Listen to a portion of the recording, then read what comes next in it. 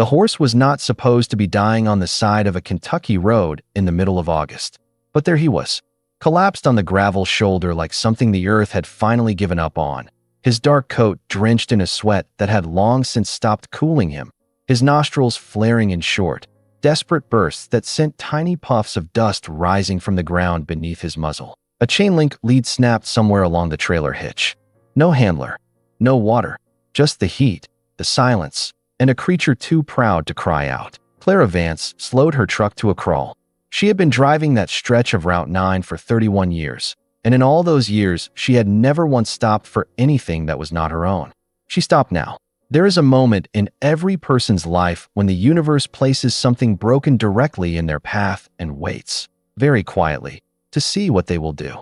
Clara Vance had spent 3 years running from every moment like that one. She had sold the land, packed the memory, and chosen the silence of small rooms over the vast, punishing openness of the field.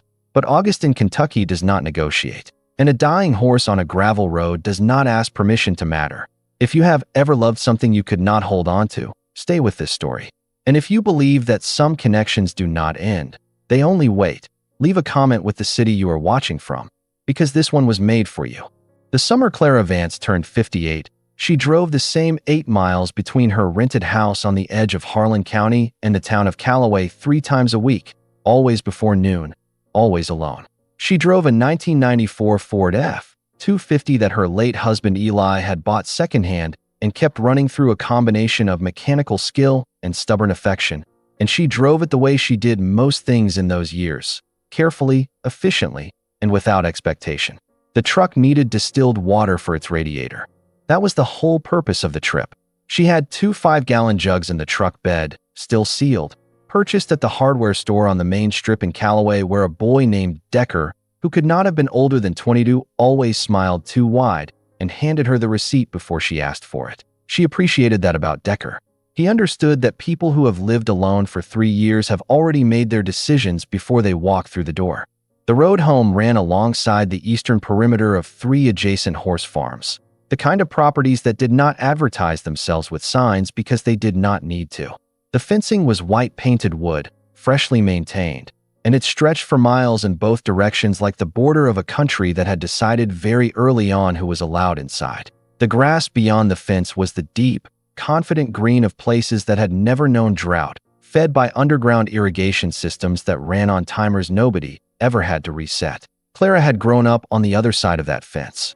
Not those fences, exactly, but the same idea of fence, the kind that exists not to keep animals in, but to remind everyone else where they stand. Her husband, Eli, had been a farrier, one of the best in 3 counties, and everyone who knew horses knew his name.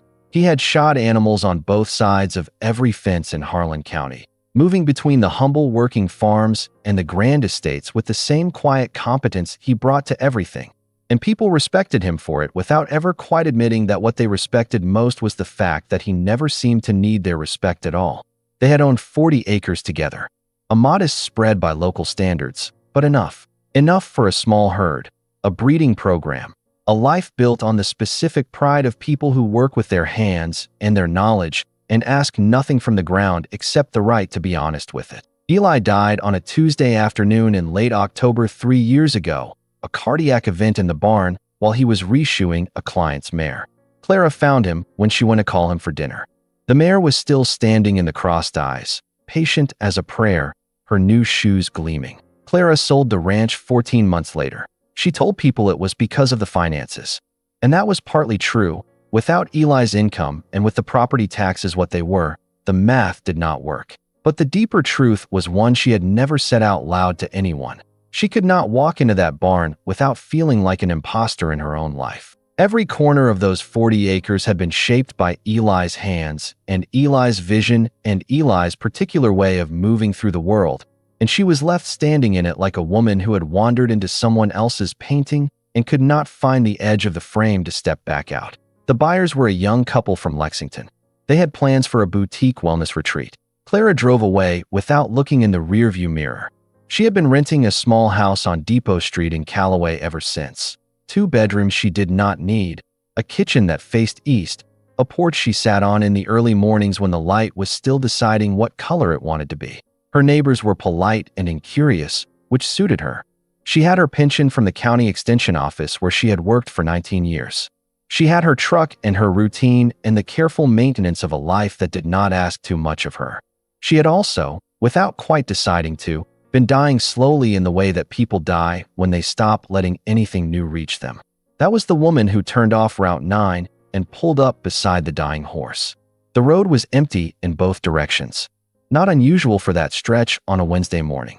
The nearest house was half a mile back, tucked behind a stand of white oak that blocked the sound of everything except the wind and the occasional distant engine. The heat was the dense, pressing kind that August in Kentucky delivers without apology, the kind that makes the air itself feel weighted, like breathing through flannel. Clara put the truck in park. She sat for a moment with her hands still on the wheel, studying the animal through the windshield. He was lying on his right side, facing away from the road, which meant he had fallen in the direction of the ditch and managed to roll only slightly. His legs were extended. His breathing, visible in the rise and fall of his ribcage, was too fast and too shallow. The leather halter on his head was worn and poorly fitted. The cheek strap had rubbed a raw patch just below his left eye. The lead rope was frayed at the clip end, a clean break suggesting the metal had fatigued and given out rather than been deliberately cut. She got out of the truck. The gravel crunched under her boots and the heat hit her immediately, that solid August wall that made her squint. She walked slowly toward the horse, keeping a wide arc, approaching from the front where he could see her coming. She had been doing that her whole life, announcing herself to animals before she got close, giving them the courtesy of preparation. Eli had taught her that in the first year of their marriage, standing in a field with a 2-year-old filly who had never trusted human hands. Always let them see you first, Clara. They're not afraid of you. They're afraid of the surprise of you.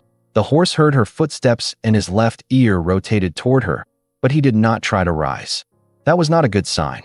A horse that chooses not to rise when a stranger approaches is a horse that has stopped trusting its own legs.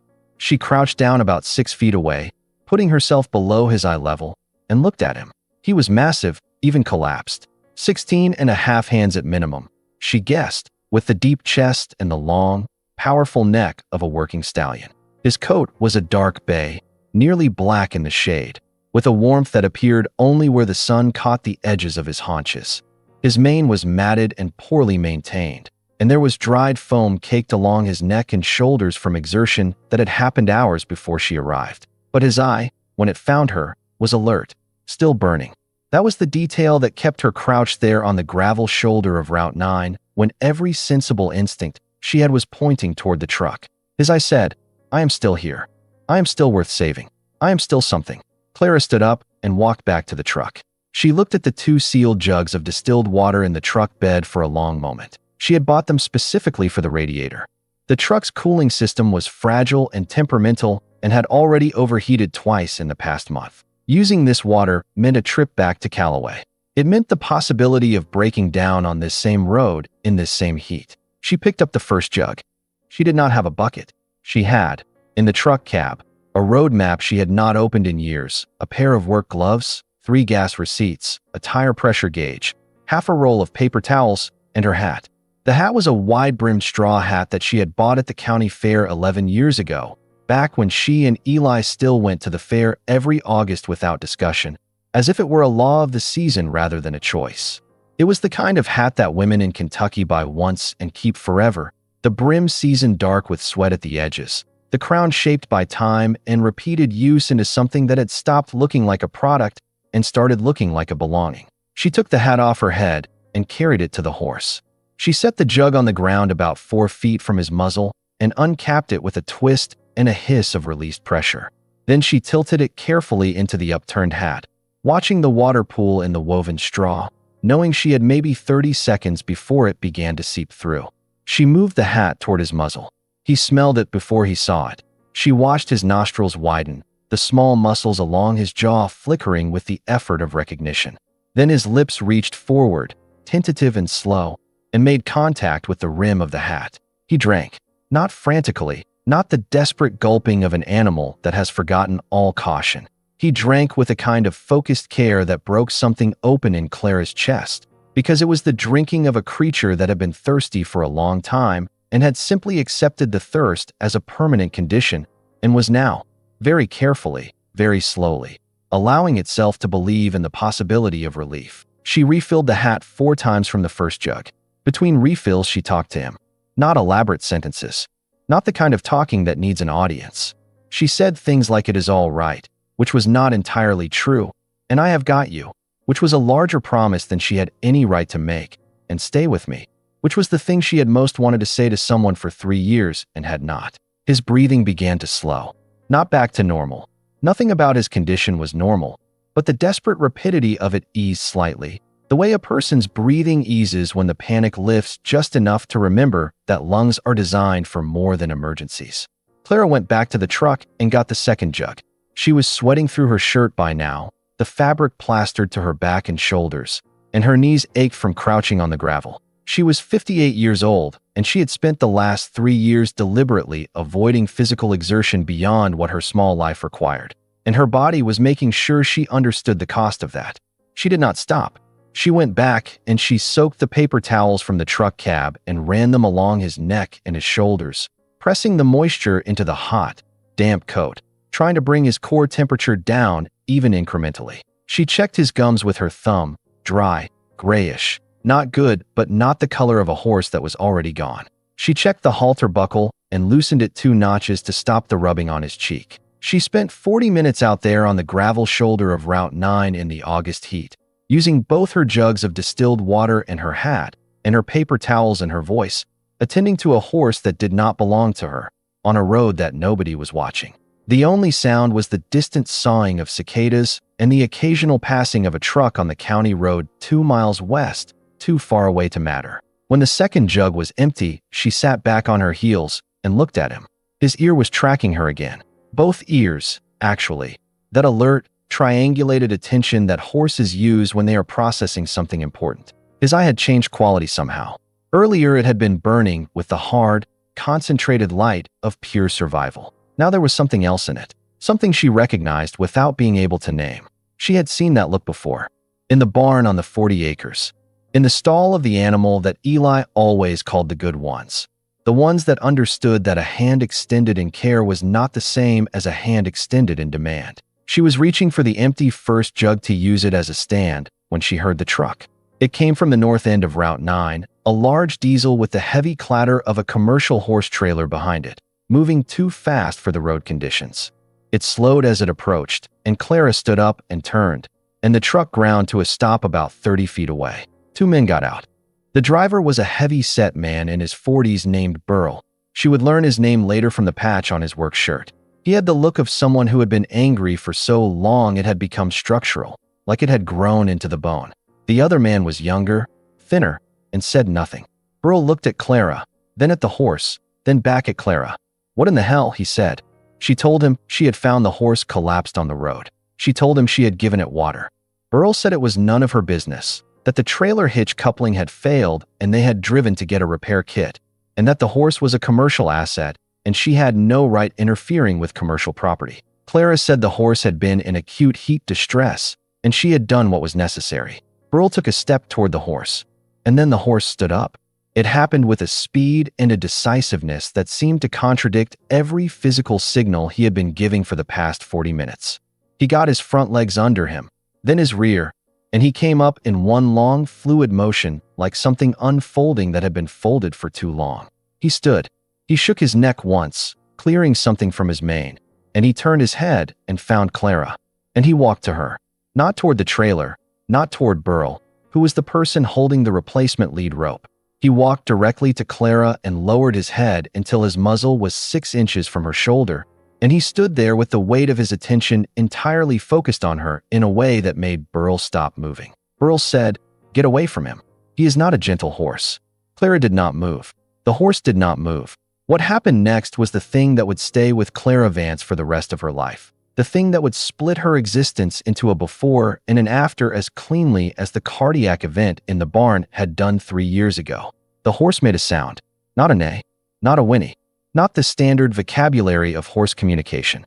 He made a sound that was structured, intentional, rhythmic, 3 short snorts followed by a low, rolling exhale, Then two clicks from somewhere deep in his throat that were not quite equine sounds at all. Three short, one low roll. Two clicks. Clara's hand went to her mouth. She knew that sound. She knew it the way she knew the smell of the barn in winter and the feel of the old fence rail and the exact weight of the silence that filled the house after Eli stopped breathing. She knew it because she had heard it thousands of times in the 26 years she had spent beside the man who invented it. A training call, a signature, a communication pattern that Eli Vance had developed over 2 decades of working with difficult horses. A rhythm he used to signal safety to animals that had never been given a reason to feel it. No two trainers in the world used exactly that pattern. Eli had built it himself, slowly, over years, refining the intervals and the specific combination of vocalizations until he had something that was entirely his own. He had used it on every horse they bred and trained on the 40 acres. Every horse, including, she now remembered with a sensation like cold water filling her chest, the last foal born on their property. A dark bay colt, born 2 months before Eli's diagnosis. Born in a night storm in the 3rd week of August, Eli kneeling in the straw while lightning split the sky outside the barn. She had stood in the doorway with a flashlight and watched her husband bring that animal into the world with his hands and his voice and that exact rhythm, 3-1-2, over and over, until the foal found its legs. They had sold the colt with the ranch. Clara looked at the horse in front of her, the size of him, the color, the age of him if you did the arithmetic. The worn halter that fit badly over a head shaped like a horse that had grown considerably since the last person bothered to fit him properly. She said, "What is your name?" She was not asking the horse. She was asking the universe.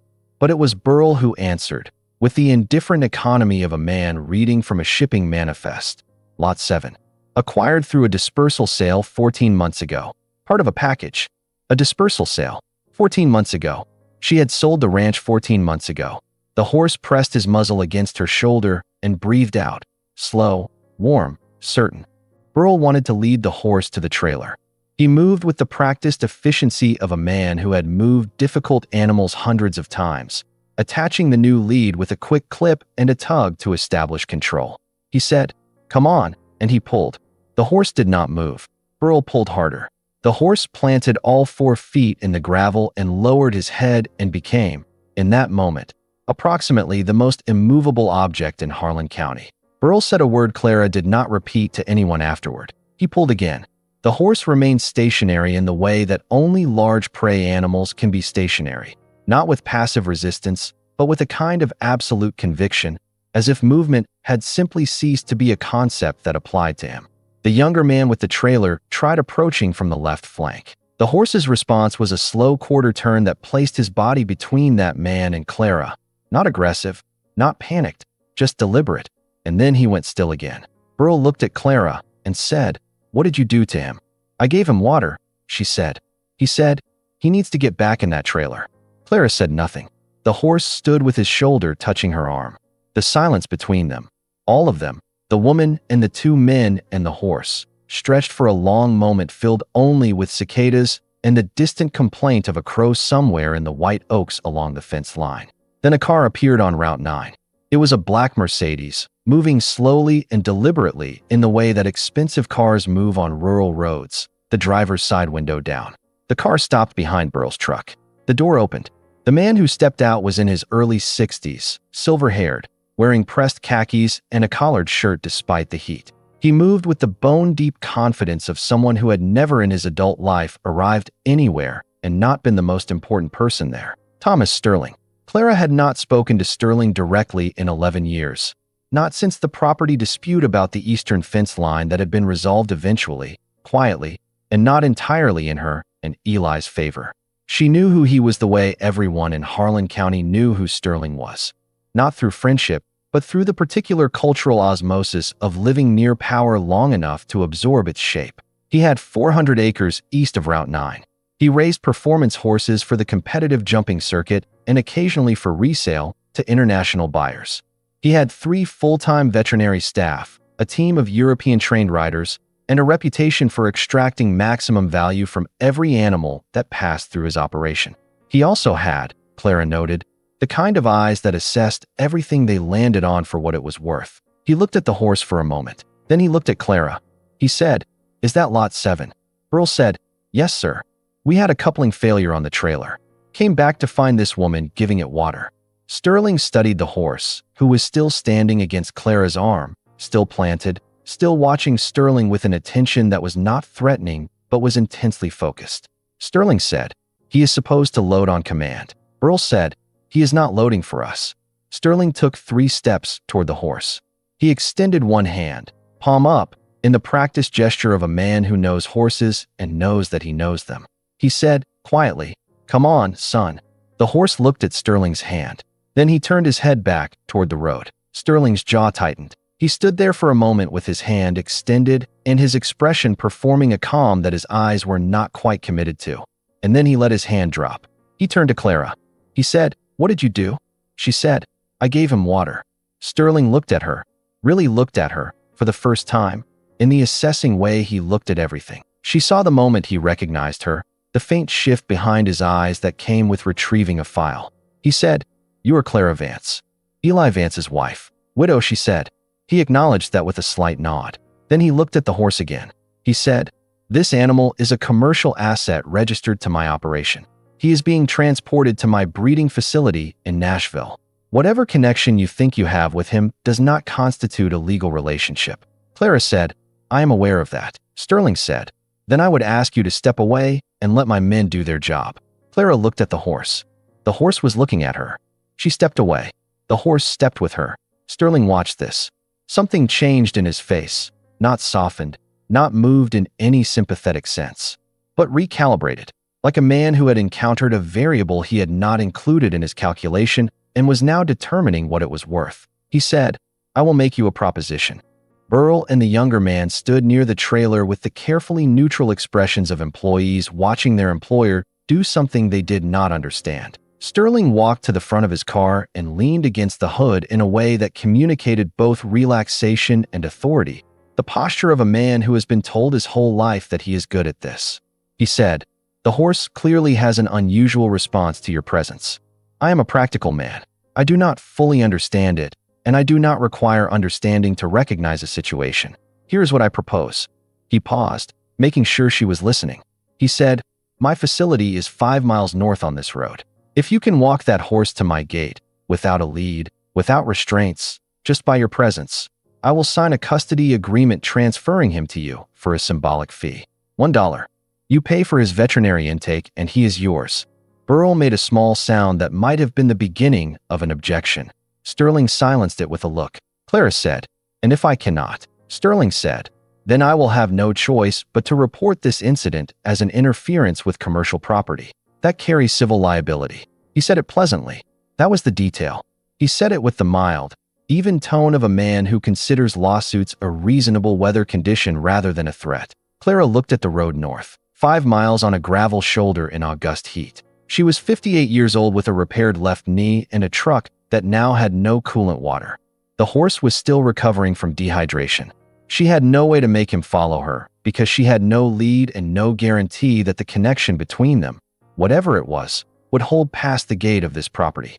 And at the end of those 5 miles was the Sterling operation, which meant walking past every farm and every neighbor and every person in this county who had watched her sell the ranch and retreat from her own life, who believed, she knew they believed it, that Clara Vance had let her husband's legacy dissolve into a real estate transaction. She said, "How long do I have?" Sterling said, "The afternoon."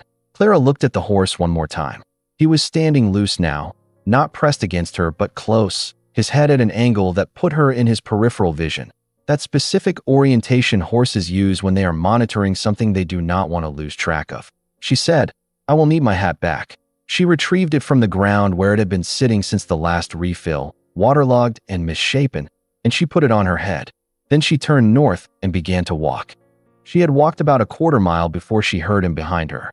Not the clip of hooves on pavement. The shoulder was gravel and packed earth, but the particular sound of large weight moving with intention, the soft compression and release of ground that large animals make when they choose to move. She did not turn around. She kept walking. The sound drew even with her left shoulder, and she felt him before she saw him. The warmth of his body at close range, the way large animals alter the air around them, a displacement that is physical and also something harder to name. She looked left. He was walking beside her. Not behind her, not leading. Beside her, matching her pace with the steady, unhurried gait of an animal that has decided where it is going. She said, "All right then." They walked. The first half-mile was empty road. Just the fence lines and the heat and the distant shapes of horses in a paddock to the east, standing in shade, watching. Clara kept her pace slow and even, saving what she had in her legs for the long stretch ahead. She talked, not continuously. She had never been a continuous talker, but in the unhurried way she had used in the 40 minutes before he stood up. Sentence or two. Silence. Sentence or two. She talked about the road. She talked about the heat. She said, "I have not walked this route in a long time. It looks different from this side." The horse's ears swiveled toward her voice and swiveled back. The second half-mile brought the first houses. Two properties set back from the road, belonging to families she had known for years. The Patton place, where Roger Patton had been Eli's first farrier client. The Marsh farm, where she and Eli had gone for every Thanksgiving for 12 years until Eli was gone and the invitations became gentle and then less frequent and then stopped. She did not look at those houses as she passed them. She looked at the road. It was Roger Patton who came out first. He was in his early 70s, moving across his yard with a retiree's measured purposefulness. And he stopped at his fence and stood there in the shade of his oak tree and watched Clara Vance walk past on Route 9 with a dark bay stallion walking freely at her shoulder. She heard him say, "Lord Almighty." She did not respond. She kept walking. The word traveled faster than she did, because that was how it worked in small rural communities, not through phones or social media, at least not primarily, but through the ancient telephone of neighbor telling neighbor, front porch to front porch. By the time she reached the 2-mile mark, she was aware of a small and growing collection of watching faces along the fence lines and at the ends of driveways. Some of them she knew. Some of them were strangers who had heard the sound of something unusual and come out to look. The horse remained at her shoulder through all of it. Through the section of road where a red truck slowed to look and the driver leaned out his window with his mouth open. Through the stretch where a pack of dogs at the Henderson place rushed the fence snarling and the horse did not break stride, merely turned his head toward them once with a look of vast equine contempt, and then turned back to the road. Through the moment, she had been expecting it, dreading it, when she passed the gravel lane that turned off Route 9 toward the parcel where her 40 acres used to be. She looked down that lane. The new owners had put in a decorative sign at the entrance. She could see the edge of it from the road. She could not read it from this distance. She looked for 3 seconds, maybe 4. Then she looked at the road ahead and kept walking. The horse, who had been watching her face for those 3 or 4 seconds with that specific rotated attention, made a soft sound through his nostrils. Not the 3-1-2 rhythm, just a breath, like an acknowledgement, and turned back to face north. At the 3-mile mark, a local reporter named Pete Howell was waiting at the side of the road with a phone extended, because Pete Howell had received 3 separate calls in the past hour from people telling him something remarkable was happening on Route 9, and Pete Howell had learned in 20 years of small-town reporting that 3 calls about the same thing meant you drove there. He took photographs. He asked Clara if she would comment. She said, "I am just walking." He said, "Ma'am, you are walking a stallion without a lead on Route 9 in August." She said, "Yes." He said, "Is it true this horse belonged to the Vance operation before the dispersal?" Clara stopped walking. She turned and looked at Pete Howell with an expression he would later describe, in the article, as the most complicated face he had ever attempted to photograph. She said, "I do not know yet." Then she turned back to the road and kept walking. The 4th mile was the hard one. It was not the hardest physically, though her knee had been aching for the past mile and a half with a deep, rhythmic persistence that she recognized as the beginning of real damage. It was hard because of what the 4th mile contained. The 4th mile ran along the northern boundary of the Sterling property. Directly adjacent to the road, behind the white fence, was a large paddock where several of Sterling's horses were turned out during the cooler hours of morning, hours that had long since passed. But 2 of them were still there, standing in the far corner with the incurious patience of horses that live very comfortable lives. But that was not what made the 4th mile hard. What made it hard was the small group of people who had gathered on the road shoulder about 300 yards ahead, 6 or 7 individuals, some of whom she recognized immediately. Sandra Kern, who had been president of the County Breeders Association for 8 years and who had once told Clara, at a meeting Clara had attended 6 months before selling the ranch, that some people were simply not built for this life after they lose the anchor of it. Sandra had said it kindly, with the comfortable authority of a woman who has never questioned her own right to assess other people's resilience. Russell Tate was there, who had bought 2 horses from Eli back when the Vance operation was running, and who had not called after the funeral, and who nodded at Clara in the street when they passed each other as if the years of knowing each other had been reduced to nothing more than a social courtesy. And Margaret Voss, who had been Eli's oldest friend in the county and who had, for reasons Clara had never fully understood, taken the sale of the ranch as a personal affront, a failure of character that had calcified their friendship into something formal and cold. They were not blocking the road. They were standing at the side of it, watching. Sandra Kern had her arms crossed. Margaret Voss had her hands in the pockets of her jeans, her expression doing that careful thing it did when she was trying not to show what she was feeling. Clara slowed as she approached. The horse matched her pace. She could feel his presence at her shoulder, not a burden, exactly, but a weight. The weight of witness. The weight of a living thing that had chosen to be beside her and was not going to stop unless she stopped. Sandra Kern said, "Clara." Clara said, "Sandra." A beat of silence. Sandra said, "What are you doing?" It was not an entirely unkind question. It was the question of someone who genuinely did not know, and who found the not knowing unsettling in a way that had tipped toward disapproval. Clara said, "I am fulfilling an agreement." Sandra looked at the horse. She said, "That animal is Sterling's property." Clara said, "We have an arrangement." Russell Tate said, not to Clara, in the low murmur of a side conversation, "Sterling made that deal knowing she could not do it." He did not say it quietly enough. Clara heard it. The horse's ear rotated in the direction of Tate's voice, as if he had heard it too. She stopped walking. She stood in the August heat with her waterlogged straw hat and her aching knee and her empty water jugs in the truck back on Route 9, and she felt, for a moment, the specific weight of being seen by people who had already decided what they were seeing. She was familiar with that weight. She had been carrying it for 3 years. She had sold the ranch and become the woman who sold the ranch, and the distinction between those two things, between a decision and an identity, was one that nobody in this county seemed interested in making. She thought about what Sandra Kern had said at the meeting.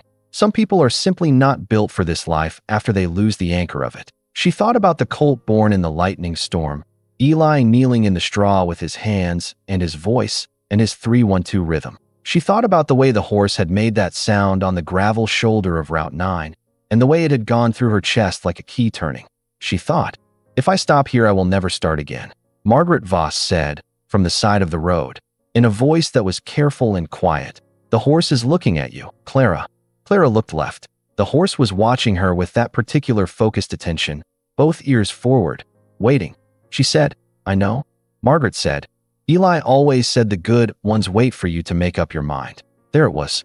3 years of careful, studied distance. And Margaret Voss was standing on the side of Route 9, saying Eli's name into the air between them. Clara did not let herself feel it fully. She stored it somewhere she would be able to reach later, when there was time and privacy and enough stillness to open it carefully. She said, "That is true." And she turned back to the road and began to walk again. She passed Sandra Kern at a distance of about 4 feet. She did not look at her. She heard Sandra make a sound that might have been the beginning of another sentence. But if it was not finished. She heard Margaret Voss say, behind her, quietly, "Lord, look at that horse go." She heard the Sterling operation before she saw it. The sounds came first, the specific acoustic signature of a large, well-funded equestrian facility. The metallic ring of gates, the distant percussion of hooves on packed earth in a covered arena, the sound of a leaf blower somewhere, the mechanical hum of the automated watering systems. And underneath all of it, the contained, professional silence that expensive places maintain by design. Then the gate appeared. It was white-painted iron, set in a brick pillar on either side, and it was open because Sterling was already there. He had parked his Mercedes on the apron just inside the gate and was standing beside it, flanked by 2 men in the olive green shirts of his stable staff. There was also a woman with a veterinary bag, which meant he had called ahead, which meant some part of him had believed she might actually arrive. Behind Sterling, in the distance, she could see the main barn, enormous, well-maintained, the kind of facility that had its own web page and a contact form for international inquiries. Clara stopped at the gate. The horse stopped beside her. Her left knee was a sustained electrical complaint by now, and there was a rawness on her left heel where the boot had rubbed that she had been suppressing from her attention for the last 2 miles. Her shirt was entirely saturated. She was not sure when she had last been this tired. Sterling looked at her, then at the horse. He said, "I did not expect you to make it." She said, "I know." He said, "The agreement stands. My attorney has a 1-page custody transfer prepared. The fee is $1. You pay veterinary intake for the animal. After that, he is yours." He said it with a kind of controlled neutrality, the tone of a man executing a contract he had not expected to be binding. There was no warmth in it and no hostility. There was, perhaps, something that might in a different light have been called respect, though Sterling was not the kind of man who used that word easily. Clara reached into her shirt pocket, where she had put a dollar bill that morning before leaving the house. Not because she had anticipated this moment, but because she always kept a bill in that pocket, the way Eli always had. A small superstition from his father's generation about the luck of a pocket that was never entirely empty. She held it out. Sterling took it. He said, "The vet will want to examine him before we finalize." Clara said, "Of course." The veterinarian, a compact woman in her 40s named Dr. Renata Marsh, no relation to the Marsh farm, she had grown up in Frankfurt, moved toward the horse with the careful efficiency of her profession.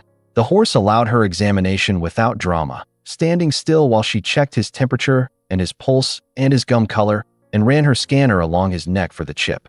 The chip. Clara had forgotten about the chip. Dr. Marsh scanned. She waited.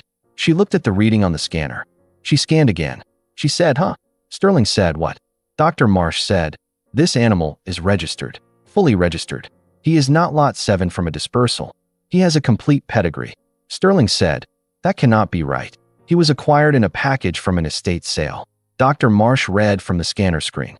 She said, "He is registered as Zephyr's Echo. Damn, Callaway Sundancer. Sire." She paused. She looked at Clara.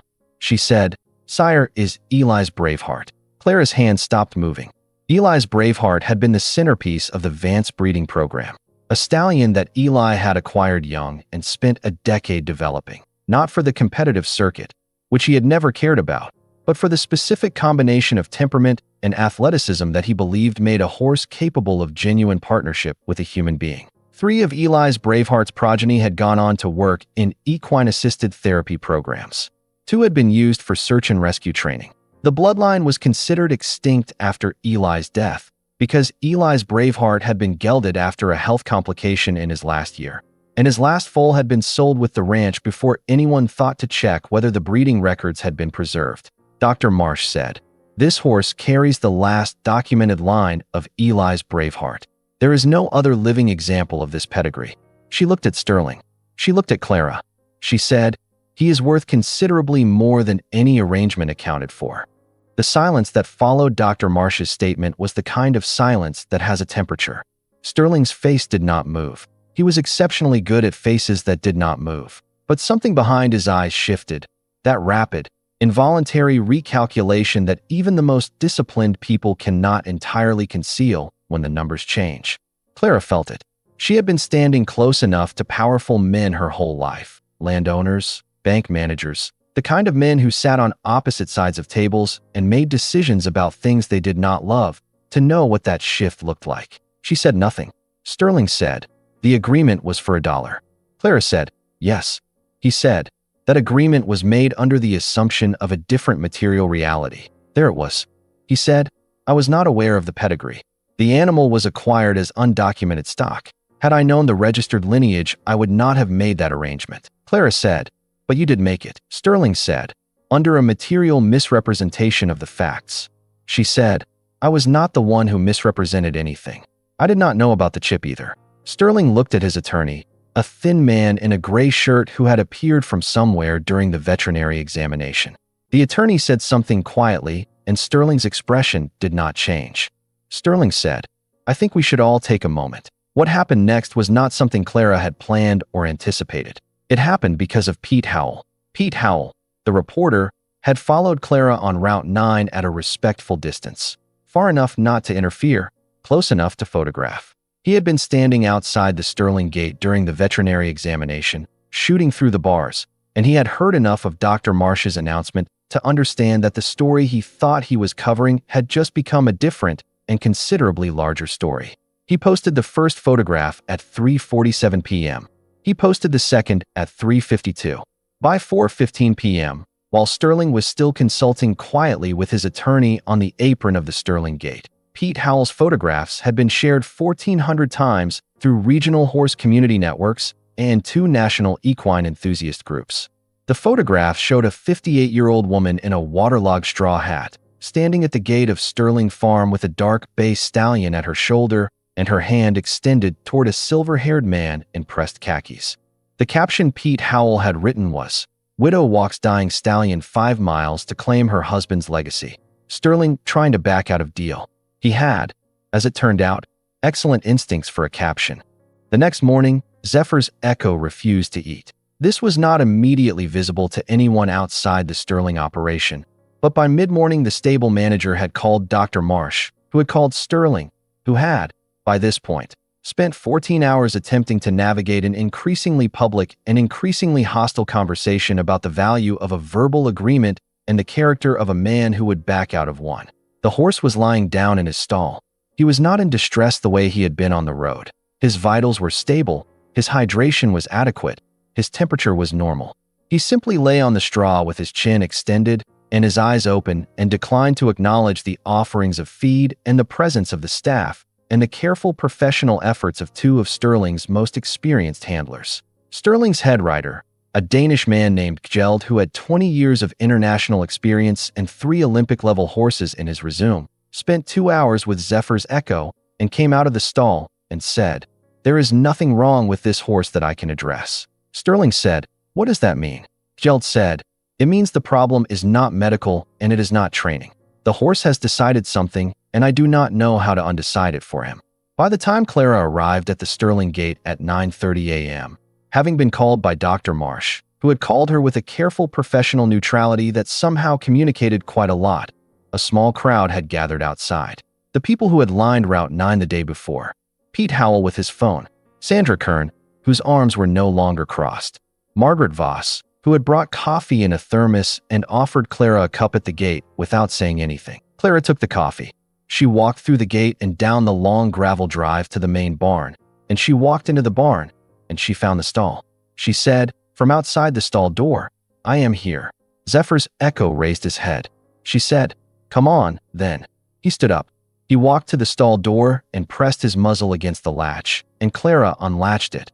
And he walked out into the barn aisle and stood at her left shoulder the way he had stood at her shoulder on Route 9. Sterling was watching from the far end of the barn. Clara turned and looked at him. She said, "I believe we had an agreement." Sterling stood very still for a moment. He was a man who had spent his entire adult life winning. And the particular quality of this loss, the kind that happens in front of witnesses and that a photograph already exists of, was something he had not fully prepared for. He said, "My attorney will have the paperwork ready by noon." The paperwork was ready at noon. The custody transfer was a single page, as promised. The fee was $1, already paid. Clara signed. Sterling signed. Dr. Marsh witnessed. The document was photographed by Pete Howell before the ink was dry. And then, at 2 p.m., Sterling's attorney filed a motion in Harlan County Circuit Court challenging the agreement on the grounds of material misrepresentation, specifically, that the discovery of Zephyr's Echo's pedigree constituted a change in material facts that invalidated the agreement. Clara found out from a voice message from a county official she had not spoken to in 2 years. She sat on the porch of her rented house on Depot Street with the phone in her hand, and the coffee Margaret Voss had given her still warm in a cup she had not finished, and she let the information settle. Sterling had the resources to litigate this indefinitely. She had her pension and the $1,400 she had left in her emergency account after the veterinary intake payment, which had been $380. She had no legal representation. She had, as of 12 hours ago, a horse she could not yet stable. She had a signed custody document that might or might not survive a legal challenge from a man with a team of attorneys. She sat with this for a while. Then she called Margaret Voss, because Margaret Voss had been Eli's oldest friend and had worked for a small civil advocacy organization in Callaway for 9 years before retiring. And because the way Margaret had said, "Lord, look at that horse go on Route 9 the day before," had been the voice of a woman returning from somewhere distant. Margaret picked up on the second ring. Clara said, "Sterling is filing a legal challenge." Margaret said, "I know. It is already on Pete Howell's feed." Clara said, "I do not have the resources to." Margaret said, "I know a lawyer in Frankfurt who will take this on principle. He does not charge for cases he considers to be offensive to basic decency. I believe this qualifies." A silence. Clara said, "Why are you helping me?" Margaret said, "Because I stopped helping you 3 years ago when you needed it, and I am not going to let that stand anymore." Another silence, longer. Clara said, "I will need a place to stable the horse."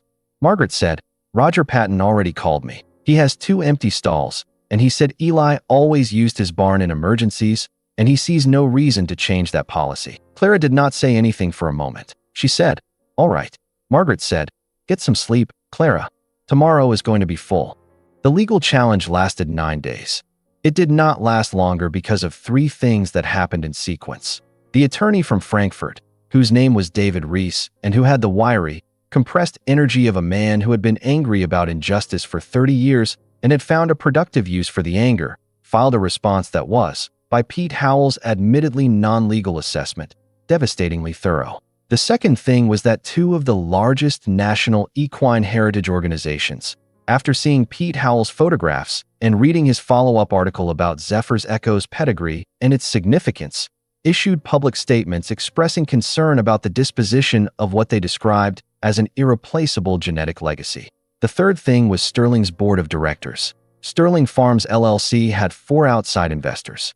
3 of them sent the same message, through 3 different channels, within 72 hours of the story breaking nationally. The reputational damage from the public perception of a wealthy horse operation attempting to claw back a verbal agreement from a widow who had walked 5 miles in August heat was not something they were prepared to absorb. Sterling dropped the challenge on a Thursday afternoon. David Rees called Clara to tell her. She was in Roger Patton's barn, brushing Zephyr's Echo, which she had been doing every morning for the past week with a brush she had found in a box of Eli's equipment that Margaret Voss had kept in her storage room for 3 years, having retrieved it from the ranch before the new owners arrived. She kept brushing when the call came. She held the phone against her shoulder and listened, and said, "Thank you, David." And then she put the phone away and kept working. Zephyr's Echo turned his head and watched her with that particular focused attention. She said, "You are staying."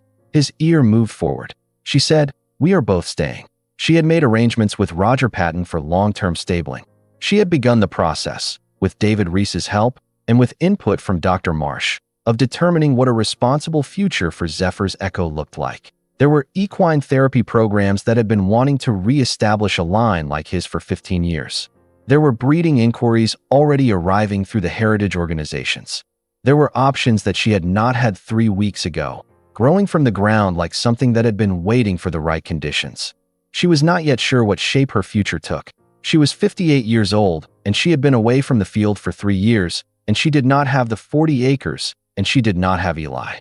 She had a horse in Roger Patton's barn and a dollar bill that was now in David Rees's possession as Exhibit A, and a straw hat that had held water for a dying animal on the side of Route 9 in August. She had Margaret Voss sitting on the fence rail outside the barn, drinking coffee, not talking, just there. She had the sound of a horse breathing in the stall behind her, slow, even, certain. She had, for the first time in 3 years, the sense that the life she was living was genuinely her own, not the hollow negative space left by someone else's absence, but something forward-facing and actual and still becoming. On the day the legal challenge was dropped, Pete Howell published a final article. It was shorter than the others. He wrote that the story had been, on its surface, about a verbal agreement and a horse pedigree. But what he had actually been covering, he wrote, was something harder to put into a headline. The way that acts of genuine care leave a mark on the world that legal documents cannot undo and powerful men cannot calculate away. He wrote that he had been covering rural Kentucky for 2 decades and had not, until that Thursday morning on Route 9, seen a horse walk 5 miles of its own while beside a woman who had given it her last clean water and her old straw hat. He wrote that he was not sure he knew what to make of that, theologically or otherwise. He wrote, "But it was one of the most honest things I have ever photographed." The last evening of that week, Clara sat on the fence rail of Roger Patton's paddock and watched Zephyr's Echo move. He was not running. He was not performing. He was simply moving across the late afternoon grass in that specific, purposeful way of horses who are in a space they have decided to trust. That unhurried exploration that is the equine equivalent of settling in. The light was doing the thing it does in Kentucky in the late August evening, going gold, and then amber, and then something that is technically still light, but feels more like warmth made visible.